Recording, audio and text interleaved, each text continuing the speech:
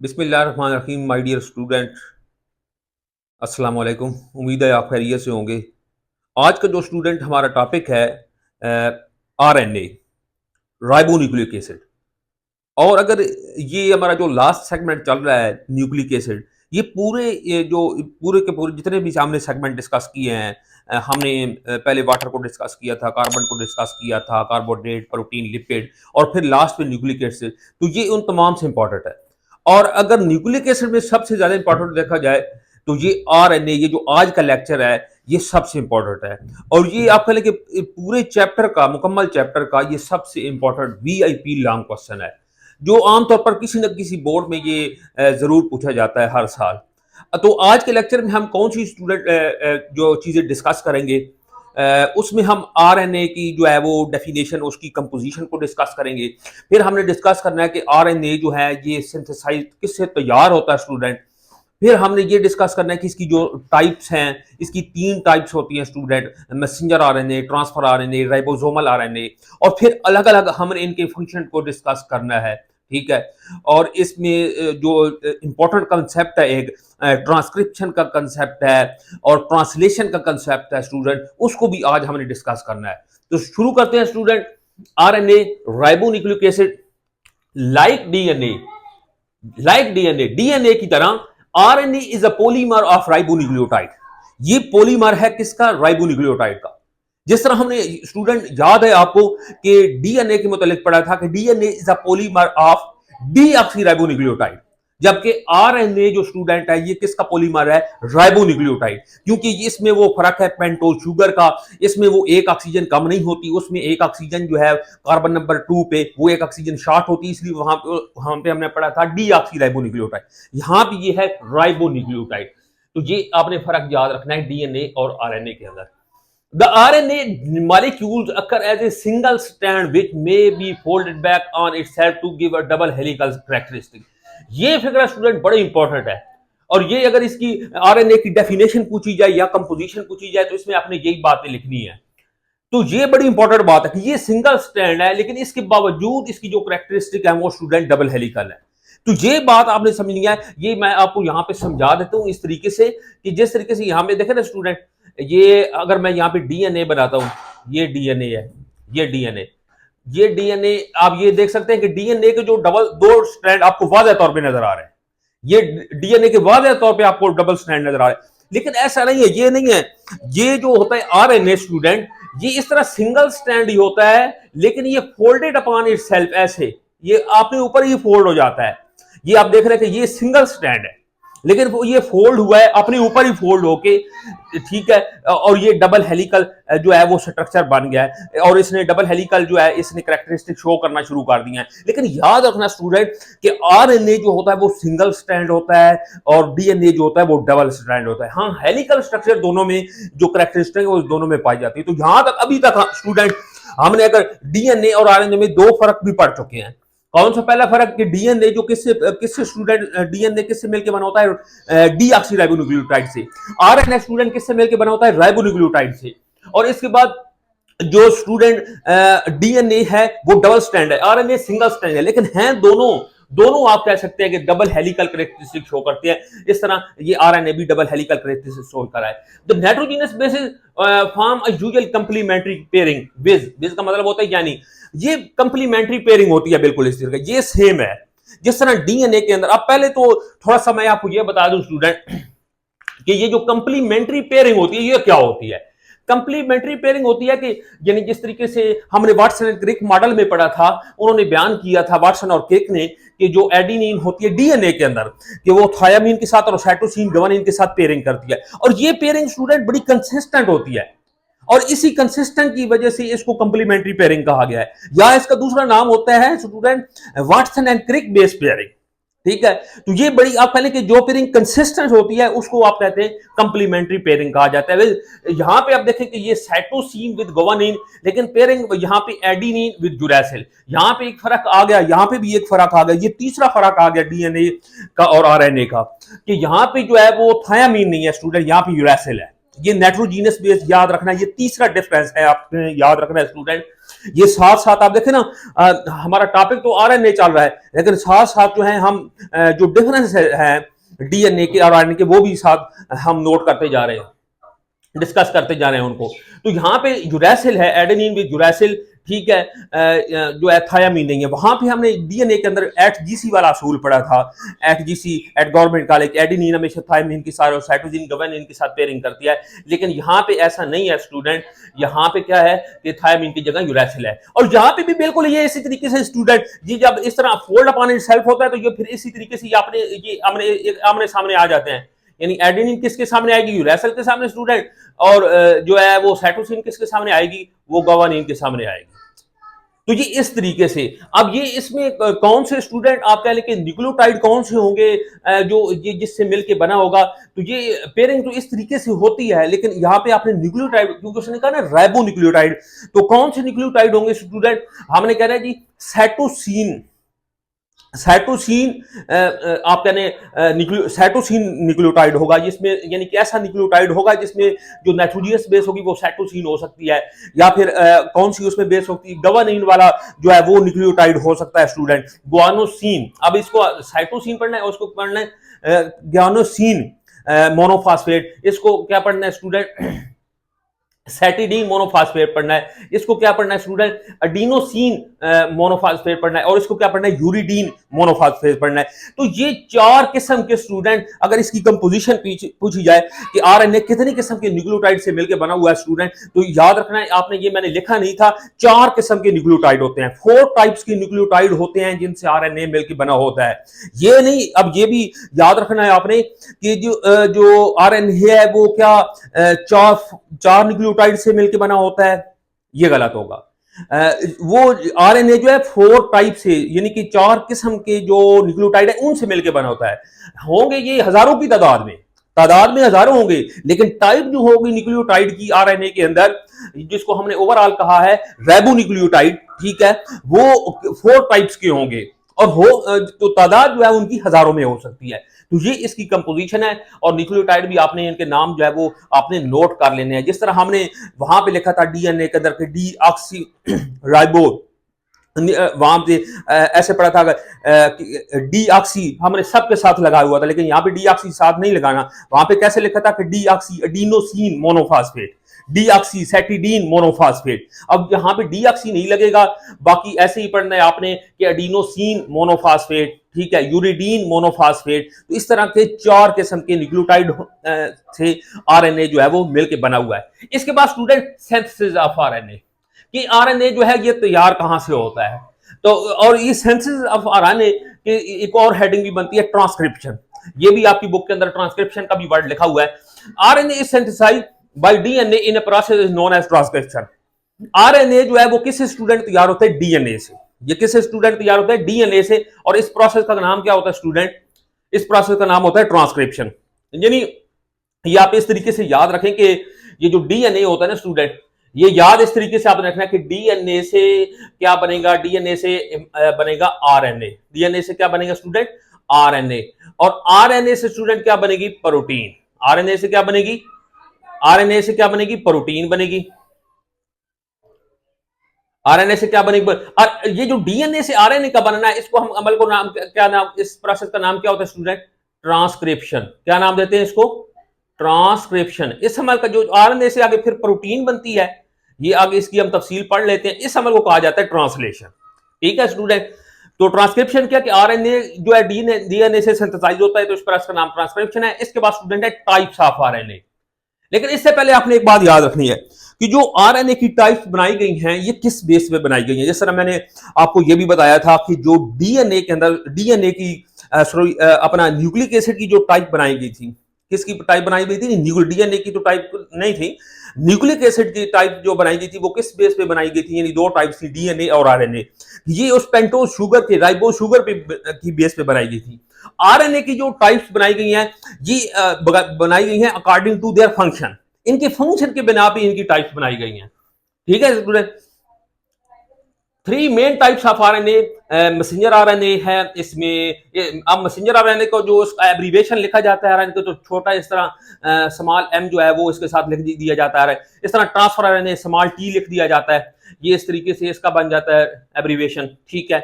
यानी कि जो टी है ये ट्रांसफर को रिप्रेजेंट करता है। इस तरह राइबोसोमल आरएनए को ये स्मॉल आर डाल के फिर आरएनए लिखा जाता है, are recognise. All these three types of RNA are synthesised from DNA in the nucleus. ये बड़ी दिलचस्प बात है, ये तीनों की तीनों आरएनए जितनी भी हमने टाइप, जिस तरह हमने पहले ओवरऑल पढ़ा ना कि आरएनए सिंथेसाइज, तो ये तीनों टाइप्स हैं इसकी, वो ये किससे स्टूडेंट तैयार होती हैं? ये डीएनए से तैयार होती हैं। और कहां तैयार होती हैं स्टूडेंट? न्यूक्लियस में तैयार होती हैं। और फिर ये कहां जाती हैं स्टूडेंट? साइटोप्लाज्म में आती हैं। वहां पर उन्हें फंक्शन परफॉर्म करना होता है। तो आपको पता है स्टूडेंट कि जिस तरह मैंने आपको कल बताया था कि gene is a part of DNA and DNA is a part of chromosome, और क्रोमोसोम किसके अंदर पाया जाता है? न्यूक्लियस के अंदर पाया जाता है। तो ये यानी कि अगर डीएनए जो है वो न्यूक्लियस के अंदर है तो लाजमी बात है जो तीनों किस्म के आरएनए हैं ये न्यूक्लियस के अंदर तैयार होंगे और फिर अपना फंक्शन परफॉर्म करने के लिए, क्योंकि ज्यादातर जो आप कहने के फंक्शन होते हैं, ज्यादातर जो रिएक्शन होते हैं वो तो साइटोप्लाज्म में हो रहे होते हैं, तो फिर ये साइटोप्लाज्म में आते हैं।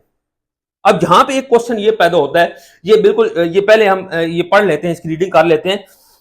All these three types of RNA are synthesised from the DNA in the nucleus. ये न्यूक्लियस के अंदर तैयार होते हैं। यानी किससे तैयार होते हैं? डीएनए से। कहां तैयार होते हैं? न्यूक्लियस में। And then are move out into the cytoplasm to perform their specific function। और फिर ये साइटोप्लाज्म में आके स्पेसिफिक फंक्शन जो है ये परफॉर्म करते हैं। इसके बाद स्टूडेंट है, हम बाकायदा तौर पे शुरू करें मैसेंजर आरएनए को। As the name indicate, it takes genetic message from the nucleus to the ribosome in the cytoplasm to perform their particular to form particular protein, एक खास किस्म की प्रोटीन बनाने के लिए। जिस तरह क्वेश्चन स्टूडेंट कौन सा पैदा होता है, जिस तरह मैंने आपको बताया ना कि डीएनए जो है वो न्यूक्लियस में मौजूद है, लेकिन वो अपना जो मैसेज भेज रहा है, ठीक है, वो आरएनए बना रहा है, वो उनको बना के वो भेजता है साइटोप्लाज्म में, वो फंक्शन परफॉर्म करते हैं। ये बिल्कुल इसी तरीके से है स्टूडेंट, जिस तरह एक बहुत बड़ी फैक्ट्री हो और उसका जो मैनेजर है वो एक बिल्कुल अलग थलग बैठ होता है, उसका किसी के साथ इतना ज्यादा कांटेक्ट नहीं होता, ठीक है, उससे मुलाकात भी करनी हो तो वो बड़ी मुश्किल से होती है। लेकिन वो सारी की सारी फैक्ट्री को और जो उसकी प्रोडक्ट है स्टूडेंट वहां पे उस फैक्ट्री के अंदर बन रही हैं, उसके जो फार्मूला है वो बिल्कुल उसी के पास होते हैं, ठीक है। और वो अपनी इंफॉर्मेशन बिल्कुल लीक नहीं करना चाहता, वो बाहर नहीं निकलना चाहता ज्यादा, ठीक है ना। लेकिन वो सारे फंक्शन तो सारी फैक्ट्री को तो वही कंट्रोल कर रहा है ना स्टूडेंट। तो बिल्कुल इसी तरीके से ये जो डीएनए है ये खुद बाहर नहीं आना चाहता, ये न्यूक्लियस में मौजूद है और ये साइटोप्लाज्म में नहीं आना चाहता, क्योंकि अगर ये बाहर निकले, अगर ये इंफॉर्मेशन लेके आए तो हो सकता है इसके साथ कई मॉलिक्यूल जो है वो इसके साथ रिएक्शन कर जाए, हो सकता है कि कोई एंजाइम, कुछ एंजाइम जो है वो इसके ऊपर अटैक करना शुरू कर दे। तो अगर यही डैमेज हो गया तो फिर सारे इसको जो सारे सेल के फंक्शन है वही डैमेज हो जाएंगे और इस तरह जो ऑर्गेनिज्म का जो आप कह लें जिंदा रहना वो मुश्किल हो जाएगा, उसके फंक्शन जो है वो नॉर्मल फंक्शन नहीं रहेंगे। तो पहले जो इसकी जो फर्स्ट टाइप है मैसेंजर आरएनए, उसको हम डिस्कस कर रहे हैं कि एज द नेम इंडिकेट। अब ये देखें ना, ये नेम इंडिकेट, जिस तरह मैंने बताया कि ये जो आरएनए की टाइप्स बनाई गई हैं ये अकॉर्डिंग टू देयर फंक्शन बनाई गई हैं। मैसेंजर आरएनए, मैसेंजर का लफ्ज़ी मतलब होता है मैसेज ले जाने वाला। तो ये मैसेज स्टूडेंट मैसेंजर आरएनए कहां से लाता है? ये न्यूक्लियस से मैसेज लेके आता है। न्यूक्लियस आप कह लें कि एक मैसेज लिखता है स्टूडेंट, एक लेटर लिखता है, बल्कि अब ये ट्रांसक्रिप्ट लिखता है। क्या लिखता है स्टूडेंट? एक ट्रांसक्रिप्ट लिखता है। और वो ट्रांसक्रिप्ट किस, वो जो लेटर लिखता है किस जबान में लिखता है? वो न्यूक्लियोटाइड की, और लाजमी बात है आरएनए किससे बना है? न्यूक्लियोटाइड से मिलकर बना हुआ है। और ये और जो अब मैसेज लिखता है और वो लेके आता है, इसलिए इसको क्या कहते हैं? Messenger RNA. और ये कहां पे लेके आता है? ये अपना लेके आता है साइटोप्लाज्म के अंदर। क्या लेके आते हैं जी? साइटोप्लाज्म के अंदर जो है राइबोसोम पड़ा होता है, वहां पे इसने मैसेज लेके आना है। क्योंकि ये मैसेज को ले आने वाला है तो अकॉर्डिंग टू देयर फंक्शन इसका नाम रखा गया है मैसेंजर आरएनए स्टूडेंट। और इसी अमल को फिर आप पहले के जो, क्योंकि ये डीएनए से ने एक ट्रांसक्रिप्ट लिखा है, एक लेटर लिखा है, और इसी वजह से इसको क्या कहा जाता है स्टूडेंट? ट्रांसक्रिप्शन कहा जाता है। इस प्रोसेस को क्या कहा जाता है? ट्रांसक्रिप्शन। इसके बाद स्टूडेंट मैंने एक हेडिंग दी यहाँ पे ट्रांसलेशन की। ये बुक के अंदर तो ट्रांसलेशन की हेडिंग नहीं है, लेकिन आप यहाँ पे लिख सकते हैं, या तो इसको बेशक ट्रांसलेशन की हेडिंग खुद भी यहाँ पे देख सकते हैं, या फिर आप यहाँ पे ये लिख सकते हैं कि ये मैसेंजर आरएनए का जो है ये फंक्शन है। ये मैसेंजर आरएनए का क्या है? फंक्शन है कि इसका फेल क्या है, ये क्या काम? Messenger RNA carry the genetic information from DNA to ribosome where amino acid are arranged according to their information in messenger RNA according to the information in जो information है messenger RNA के अंदर उसके मुताबिक to form specific protein molecule, उसके मुताबिक एक specific खास किस्म की जो है वो प्रोटीन मालिक्यूल जो है वो बनता है। ये यहाँ पे मैं आपको बता देता हूँ कि ये आप समझ लें कि ये सेल है, ठीक है स्टूडेंट, ये न्यूक्लियस है। ये क्या है स्टूडेंट? न्यूक्लियस। अब न्यूक्लियस के अंदर जो है ये आप देखें, ये डीएनए पड़ा हुआ है। ये क्या पड़ा हुआ स्टूडेंट? ये इस तरह ये डीएनए पड़ा हुआ है। न्यूक्लियस के अंदर क्या पड़ा हुआ है? अब आप लाजमी, हालांकि आपको पता है कि ये डीएनए के अंदर किस शक्ल में होता है? इस तरह क्रोमोसोम की शक्ल में होता है। किस शक्ल में होता है स्टूडेंट? ये क्रोमोसोम की शक्ल में होता है, क्योंकि डीएनए जो होता है वो क्रोमोसोम का पार्ट होता है। और इसके पास अब फिर मखसूस जीन होते हैं। और डीएनए के ऊपर हमने ये कल इसकी जो डेफिनेशन है वो डिस्कस की थी इससे पहले लेक्चर में स्टूडेंट, कि डीएनए के खास पोर्शन जो खास प्रोटीन को खास किस्म की प्रोटीन बनाता है, जो आप कह लें कि अमीनो एसिड को, खास किस्म का अमीनो एसिड को जो है वो तरतीब करता है, स्पेसिफाई करता है, उसको जीन कहते हैं। क्या कहते हैं स्टूडेंट? जीन। तो यहाँ पे जो डीएनए के ऊपर खास पोर्शन है वो वहां से, अब समझ लें कि ये जो आप कह लें कि जीन है वही ये काम कर रहे हैं, ठीक है, क्योंकि gene is a part of DNA. तो वही बिल्कुल ये मैसेंजर आरएनए को बनाते हैं। और मैसेंजर आरएनए, अब यहाँ पे ये तो न्यूक्लियस है, ये सारा रीजन स्टूडेंट क्या, ये सारा रीजन, ये सेल का जो रीजन है इसको क्या बोलते हैं? साइटोप्लाज्म। ये सारे रीजन को क्या बोलते हैं? साइटोप्लाज्म। ये सेंटर, ये दरमियान में क्या मौजूद है? न्यूक्लियस, ठीक है। तो न्यूक्लियस के अंदर ये डीएनए मौजूद है। अब ये यहां से जो है मैसेंजर आरएनए बन के, अब ये समझे कि जी ये राइबोसोम पड़ा हुआ है साइटोप्लाज्म के अंदर। ये काफी ज्यादा यहाँ पे इस तरीके से राइबोसोम पड़े हुए हैं। ये इस तरीके से ये क्या पड़े हुए हैं? राइबोसोम पड़े हुए हैं साइटोप्लाज्म के अंदर। और यहां से ये आरएनए जो ये मैसेज लेके आएगा, ठीक है, यहां से डीएनए न्यूक्लियस के अंदर ये तैयार होता है, ठीक है, न्यूक्लियस के अंदर ये तैयार होता है, क्योंकि ये मैसेज लेके आ रहा है इसलिए इसको क्या कहते हैं? Messenger RNA. तो ये यहां पे किसके पास आएगा? राइबोसोम के पास। अब राइबोसोम के पास जो है वो अमीनो एसिड मौजूद होते हैं, और वो इसके मुताबिक अकॉर्डिंग टू देयर इंफॉर्मेशन जो मैसेंजर आरएनए में मौजूद है उसके मुताबिक वो अमीनो एसिड को अरेंज करेगा और एक मखसूस किस्म की प्रोटीन बनाएगा। सबसे important question, VIP chart question बनता है कि इसकी जो लेंथ होती है मैसेंजर आरएनए की स्टूडेंट वो वेरिएबल होती है। तो ये क्वेश्चन पूछा जा सकता है कि ये जो मैसेंजर आरएनए की जो लेंथ होती है ये वेरिएबल क्यों होती है? तो इसको नोट कर लें स्टूडेंट, क्यों वेरिएबल होती है? Messenger RNA consist of a single strand of variable length. ये तो हम पहले ही पढ़ चुके हैं ना कि जो आरएनए होता है वो सिंगल स्ट्रैंड होता है और इसकी जो लेंथ होती है वो वेरिएबल होती है। इट्स लेंथ डिपेंड्स अपॉन, किन फैक्टर पे ये डिपेंड करती है? Depends upon the size of the gene, gene पे डिपेंड करती है, as well as the protein for which it is taking the message.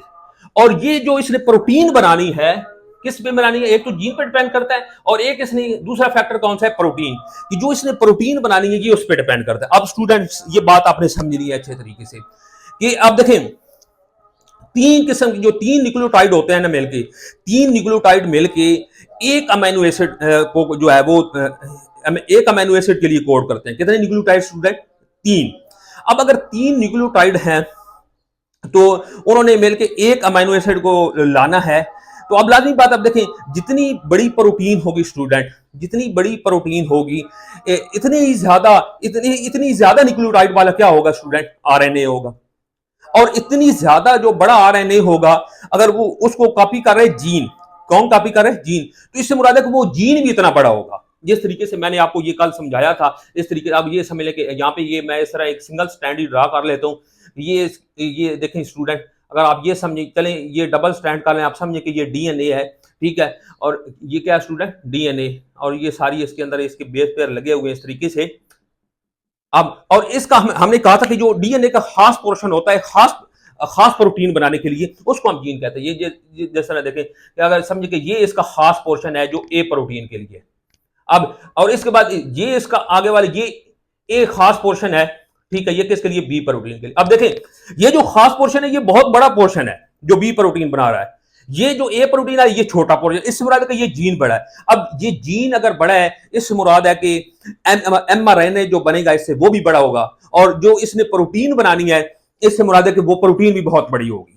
तो इसलिए ये स्टूडेंट दोनों फैक्टर पे डिपेंड करता है कि प्रोटीन कितनी बड़ी होगी, इससे मुराद है कि इतना ही बड़ा मैसेंजर आरएनए होगा, और इससे मुराद इतना अगर मैसेंजर आरएनए को बड़ा बनाना है, इससे मुराद है कि जीन, इसको बनाने वाला जीन भी जो है वो भी बड़ा होगा। तो दोनों फैक्टर आपने समझ लिए। एग्जाम्पल इसकी दी गई है student, a protein molecule of 1000 amino acid. अगर कोई प्रोटीन मॉलिक्यूल है, आपको पता है कि प्रोटीन जो है वो हजारों अमीनो एसिड से मिलकर बनी होती है, काफी ज्यादा अमीनो एसिड भी उसमें हो सकते हैं। तो a protein molecule of 1000 amino acid एक वो प्रोटीन जो 1000 जिसमें 1000 अमीनो एसिड है, messenger RNA will have the length of 3000 nucleotide. तो मैंने कहा ना कि 3 न्यूक्लियोटाइड जो मेरे के वो एक अमीनो एसिड को कंट्रोल करते हैं, एक अमीनो एसिड को लाते हैं स्टूडेंट। तो यहां पे याद रखने कि अगर 1000 अमीनो एसिड वाली आपने जो है वो प्रोटीन बनानी है तो कम अज कम इसकी जो लेंथ होगी मैसेंजर आरएनए की वो कितनी होगी, 3000 न्यूक्लियोटाइड। उसमें 3000 जो है वो न्यूक्लियोटाइड होंगे। अब लाजमी बात है अगर 500 वाला आपने प्रोटीन बनानी है तो उसकी लेंथ फिर कम होगी। इस तरह फिर अगर 2000 अमीनो एसिड वाली बनानी है तो उसकी लेंथ ज्यादा होगी। इसके बाद स्टूडेंट लास्ट पॉइंट है मैसेंजर आरएनए का, is about 3 to 4% of the total RNA in the cell. इसकी जो अमाउंट है सेल के अंदर वो सबसे कम होती है तीनों किस्म के आरएनए में। ओनली कितनी बनती है जी, 3 to 4%। इसके बाद स्टूडेंट है जी ट्रांसफर आरएनए। क्या है जी, अब बिल्कुल इसका नाम भी जिस तरह वो मैसेज ला रहा था ये चीजों को ट्रांसफर, अब ये ट्रांसफर कर रहा है। किन चीजों को ये स्टूडेंट ट्रांसफर करता है ये बात आप समझ लें कि ये सेल के अंदर ये याद रखें कि ये साइटोप्लाज्म के अंदर स्टूडेंट, साइटोप्लाज्म के अंदर ये अमीनो एसिड बिखरे पड़े हैं। ये साइटोप्लाज्म के अंदर स्टूडेंट क्या पड़े हैं, अमीनो एसिड इस तरीके से बिखरे पड़े हैं। क्या बिखरे पड़े हैं स्टूडेंट, ये अमीनो एसिड बिखरे पड़े हैं। अमीनो एसिड ये इस तरीके से बिखरे पड़े हैं। अब ये अमीनो एसिड, पहले तो ये सोचो कि ये अमीनो एसिड आए कहां से हैं। ये अमीनो एसिड आए हैं जो हम फूड खाते हैं, खासतौर पे जो प्रोटीन हम स्टूडेंट खाते हैं तो वो उसकी जो डाइजेशन हो जाती है तो फिर ये एट द एंड जब हर सेल तक खुराक पहुंचती है तो ये इस तरीके से अमीनो एसिड बन के आते हैं। अब ये अमीनो एसिड साइटोप्लाज्म के अंदर बिखरे पड़े हैं, लेकिन इनको कौन लाएगा यहाँ पे, क्योंकि मैसेंजर आरएनए जो इन्फॉर्मेशन लाया है वो किसके पास स्टूडेंट लाया है। यहाँ पे अब मैसेंजर आरएनए आप देख सकते हैं कि ये मैसेंजर आरएनए यहाँ पे पहुंच चुका है, इन्फॉर्मेशन ला के किसके पास, राइबोसोम के पास ये पहुंच चुका है। अब अमीनो एसिड यहां पे कौन लाएगा, क्योंकि राइबोसोम ने किसको तरतीब देना है स्टूडेंट, अमीनो एसिड को तरतीब देना है। तो अब अमीनो एसिड को जो तरतीब देना है स्टूडेंट, अब ये देख सकते हैं स्टूडेंट कि ये सारे ये ट्रांसफर आरएनए, ये कौन लाएगा इनको, ये ट्रांसफर आरएनए जो है ये स्टूडेंट ये लाएगा। कौन लाएगा स्टूडेंट, ये इनको जो ट्रांसफर आरएनए है, कौन है ट्रांसफर आरएनए, ये इनको अमीनो एसिड को लाएगा। और याद रखें स्टूडेंट बड़ी इंपॉर्टेंट बात है कि हर अमीनो एसिड के लिए, हर खास अमीनो एसिड के लिए एक खास ट्रांसफर आरएनए होता है। ये बात आपने बहुत अच्छे तरीके से नोट कर लेनी है कि एक खास अमीनो एसिड के लिए ऐसा नहीं है कि कोई भी अमीनो एसिड है और उसको कोई भी ट्रांसफर आरएनए जो है वो लेके यहाँ पे राइबोसोम के पास आ जाए, ऐसा नहीं है। एक खास अमीनो एसिड के लिए एक खास ट्रांसफर आरएनए है। जिस तरह मैं आपको एग्जांपल देता हूं स्टूडेंट कि ये आपके पास, हमारे पास ये एक है अपना अमीनो एसिड है मिथ्योनिन। हमारे पास ये कौन सा है जी, मिथ्योनिन। अब मिथ्योनिन के लिए जो स्टूडेंट ट्रांसफर आरएनए होगा वो मेट ट्रांसफर आरएनए होगा। कौन सा स्टूडेंट, मेट ट्रांसफर आरएनए होगा। कौन सा होगा जी, मेट। इस तरह ये देख सकते हैं, एक हमारे पास अगर अपना अमीनो एसिड होता है आर्जिनिन। कौन सा होता है जी, आर्जिनिन। तो आर्जिनिन के लिए कौन सा होगा जी, आर्ज अमीनो एसिड होगा। कौन सा, आर्ज जो है वो, सॉरी आर्ज क्या होगा, ट्रांसफर आरएनए होगा जो इसको लाएगा। हाँ ये हो सकता है क्योंकि आप मिथ्योनिन कोई एक तो नहीं पड़ा होगा यहाँ पे, मिथ्योनिन जो एक प्रोटीन के अंदर कई मिथ्योनिन हो सकते हैं, तो फिर वो जो मेट ट्रांसफर आरएनए वो किसी को भी मतलब वहां से उठा के ला सकता है, जो जितने भी मिथ्योनिन उसके अंदर मौजूद हो। लेकिन याद रखें कि एक खास अमीनो एसिड के लिए खास ट्रांसफर आरएनए होता है। तो यहाँ पे ये बात आपने नोट करनी है स्टूडेंट। तो फिर कम से कम मिनिमम जो है ट्रांसफर आरएनए वो सेल के अंदर कितने होने चाहिए, ये हम इसी चैप्टर के अंदर स्टूडेंट डिस्कस कर चुके हैं कि टोटल जो बुक के अंदर लिखा हुआ है कि अमीनो एसिड जो आ चुके दरियाफ्त हो चुके हैं वो 170 170 है। जो प्रोटीन बनाते हैं वो 25 है, लेकिन जो 20 है अमीनो एसिड है स्टूडेंट वो पार्ट ऑफ एवरी प्रोटीन है, वो हर प्रोटीन का हिस्सा है। अगर 20 type of amino acid her protein का हिस्सा है, इस मुराद के हर सेल के अंदर जो है कम अज कम आप कहने के स्टूडेंट कम से कम 20 टाइप ऑफ ट्रांसफर आरएनए तो लाजमी होने चाहिए। क्योंकि अगर जो भी प्रोटीन बननी है 20 अमीनो एसिड तो उसमें वो लाजमी पार्ट है ना। तो इससे मुराद है कि 20 से अगर सपोज करें कि 18 है, 18 है, तो इससे मुराद है कि 2 अमीनो एसिड को जो ले जाने वाला होगा राइबोसोम के पास वो कोई नहीं होगा। तो कम से कम कितने होने चाहिए स्टूडेंट ट्रांसफर आरएनए, वो 20 होने चाहिए। तो ये क्योंकि अब देखें ये ट्रांसफर कर रहा है, ये अमीनो एसिड को यहां पे इकट्ठा कर रहा है, ये यहां पे अमीनो एसिड को ला रहा है स्टूडेंट, यहां पे अमीनो एसिड को ये ला रहा है और अमीनो एसिड फिर उसको जो राइबोसोम है उसको तरतीब दे रहे हैं, ठीक है, अकॉर्डिंग टू इंफॉर्मेशन जो मैसेंजर आरएनए में है। तो ये यहाँ पे ला रहे हैं उसको इकट्ठा करके, ये यहाँ पे ये इसको साथ लाएगा, फिर इसको इस तरह मुख्तलिफ किस्म के ट्रांसफर आरएनए जो मौजूद है, क्योंकि ये ट्रांसफर का काम कर रहे हैं इसलिए इसका नाम रखा गया है ट्रांसफर आरएनए स्टूडेंट। तो सबसे पहले तो इसकी अमाउंट लिखी हुई है, it comprises about 10 to 20% of the cellular RNA, वो 3 to 4% है, ये उससे ज्यादा है, 10 to 20% है। Transfer RNA molecule are small each with chain a length of 75 to 90 nucleotide. इसकी लेंथ जो है स्टूडेंट वो वेरिएबल नहीं होती और ये स्मॉल होती है, कितने 75 से जो है वो 90 जो है वो न्यूक्लियोटाइड स्टूडेंट हो सकते हैं। अब इसको संभाल के 90 न्यूक्लियोटाइड भी जो है 90 न्यूक्लियोटाइड ये भी काफी ज्यादा है, लेकिन संभाल क्यों कहा है, क्योंकि वहां पे भी आपने देखा कि वहां पे तो जो मैसेंजर आरएनए वो काफी ज्यादा आपका है, लेकिन हजारों न्यूक्लियोटाइड पे भी मुश्तमिल हो सकता है, क्योंकि उसकी लेंथ वेरिएबल होती है, इसलिए इसके लिहाज से जो है वो उसके लिहाज से इसको क्या कहा गया है, स्मॉल कहा गया है। फंक्शन क्या है इसका, हम फंक्शन डिस्कस कर चुके हैं already. It transfer amino acid molecule to the site where peptide chain are being synthesize. यहां पे फिर पेप्टाइड चेन, जिस तरीके से ये मैंने चेन बनाई है आपको नजर आ रही है कि ये इस तरह से चेन बनती है, जो ढेर सारे अमीनो एसिड, काफी ज्यादा अमीनो एसिड आपस में मिलके एक चेन, लंबी सी चेन बनाते हैं, और वो चेन आपको पता है अमीनो एसिड आपस में ये बांड बनाते हैं। आप हमने ये पढ़ा था कि अमीनो एसिड जो है वो एक दूसरे के साथ जो है वो पेप्टाइड बॉन्ड के जरिए लिंक होते हैं, और काफी ज्यादा जब अमीनो एसिड आपस में लिंक करते हैं तो वो एक बड़ी चेन बनाते हैं, उसे पॉलीपेप्टाइड कहा जाता है। क्या कहा जाता है स्टूडेंट, पॉलीपेप्टाइड। और ये फिर पॉलीपेप्टाइड चेन आगे मिलकर क्या बनाती है, प्रोटीन बनाती है स्टूडेंट।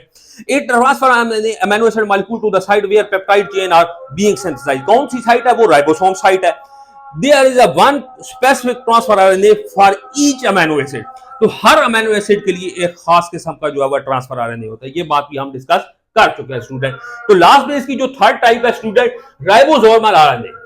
राइबोसोमल आरएनए, अब ये देखें ये राइबोसोमल आरएनए क्यों रखा गया है, क्योंकि ये जो राइबोसोमल आरएनए है ये पार्ट ऑफ राइबोसोम है। अगर हम ये किसका पार्ट है स्टूडेंट, राइबोसोम का, आपने याद रखना है। वो मैंने सेल के अंदर भी बनाया कि ये आप कह लें कि साइटोप्लाज्म के अंदर ये स्ट्रक्चर एक दाने की तरह बिल्कुल जो है ना ग्रैनुलर स्ट्रक्चर होती है ये राइबोसोम, ठीक है।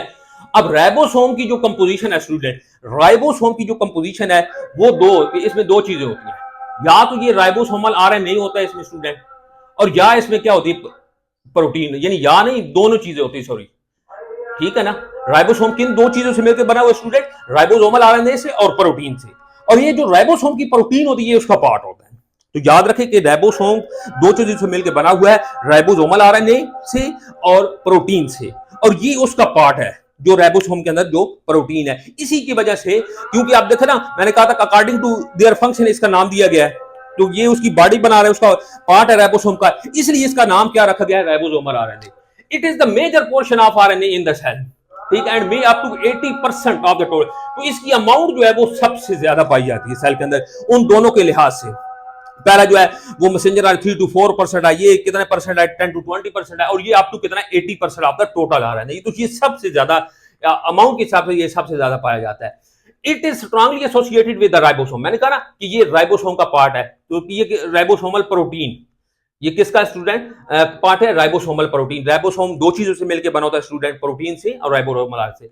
Where 40 to 50% of it is present, यहां पे यानी कि जितनी भी इसकी अमाउंट है उसका 40 to 50%, कितना स्टूडेंट, 40 to 50% ये राइबोसोम के पास मौजूद है। तो इससे मुराद है स्टूडेंट ये बाकी जो इसकी अमाउंट है, ये 40 to 50% तो है इसके अमाउंट, तो बाकी जो इसकी 40 to 50% अमाउंट इसकी है, यानी ऑलमोस्ट 0.5% है, वो कहां मौजूद है।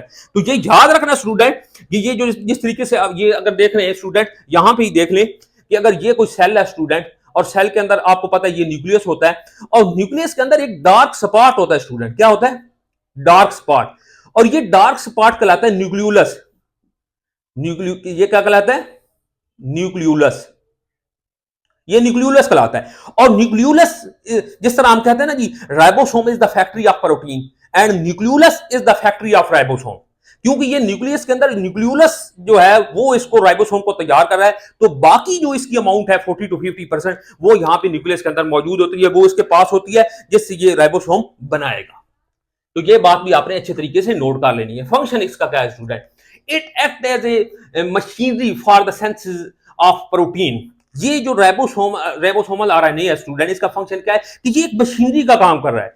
ये किसका काम कर रहा है स्टूडेंट? एक मशीनरी का काम कर रहा है। मशीनरी कैसे कि जिस तरीके से इंफॉर्मेशन आई है मैसेंजर आरएनए से, ट्रांसफर आरएनए जो है वो अमीनो एसिड लेके आ रहा है, तो ये एक मशीनरी बनी हुई है और ये अकॉर्डिंग टू इंफॉर्मेशन ये अमीनो एसिड को अरेंज करते जा रहे हैं, उसको तरतीब देते जा रहे हैं और पॉलीपेप्टाइड चेन बनाते जा रहे हैं और प्रोटीन जो है वो बनती जा रही है। तो इसलिए ये क्या करें, ये मशीनरी का काम करते हैं। It act as the machinery for the synthesis of protein. On the surface of the ribosome, the messenger RNA transfer RNA molecule interact to translate the information from the gene into specific protein. और ये उससे जो उनकी information होती हैं, जिस information के मुताबिक mRNA इनको कहता है कि जो उसकी तरतीब होती है, उसके अंदर जो इंफॉर्मेशन होती है उसी तरतीब के मुताबिक ये अमीनो एसिड को जो है वो तरतीब देता है। जिस तरह हमने ये प्रोटीन वाले टॉपिक में डिस्कस भी किया था कि अगर प्रोटीन में जो अमीनो एसिड की सीक्वेंस मालूम करनी हो, तो अगर हमें डीएनए के अंदर उसकी न्यूक्लियोटाइड की अगर सीक्वेंस मालूम हो जाए, तो न्यूक्लियोटाइड की सीक्वेंस से हम प्रोटीन के अंदर जो जो उससे खास किस्म की प्रोटीन बनेगी उस खास पोर्शन से, उसके अंदर जो अमीनो एसिड की सीक्वेंस है हम मालूम कर सकते हैं।